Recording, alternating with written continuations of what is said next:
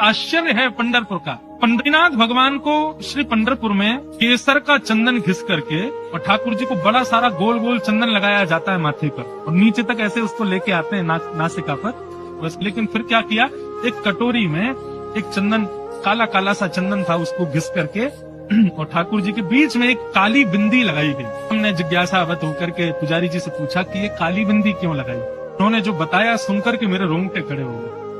बोले हमारे विट्ठल इतने कृपालु हैं, विट्ठल ठाकुर जी का ऐसा मानना है कि मैं पंढरपुर में भक्तों की प्रतीक्षा में खड़ा हूँ, भक्तों को मेरे लिए प्रतीक्षा करनी पड़े ये मुझे स्वीकार नहीं है।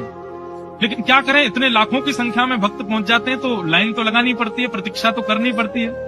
तो ठाकुर जी ने किसी को स्वप्न देकर के ये नियम वहां शुरू करवाया। बोले कि यहाँ भक्त मेरी प्रतीक्षा करते हैं, मुझे बहुत पीड़ा होती है, लेकिन इसका कोई उपचार नहीं है, प्रतीक्षा करके ही दर्शन कर पाएंगे। तो इसकी प्रतीक्षा का एक ही उपचार हम कर सकते हैं। जितने भक्त कतार में खड़े होते हैं, रात्रि मंदिर बंद होने के बाद में पूरी कतार की झाड़ू लगा के उन भक्तों की रज में चंद्रभागा का जल मिला के मेरे माथे पर उसका तिलक लगा, ताकि उन सबके भाव को मैं स्वीकार करूं। मेरे भक्त को मेरे लिए प्रतीक्षा करनी पड़ी, उसकी चरण रज मेरे माथे से लगा। तो आपके पंढरपुर में होता है।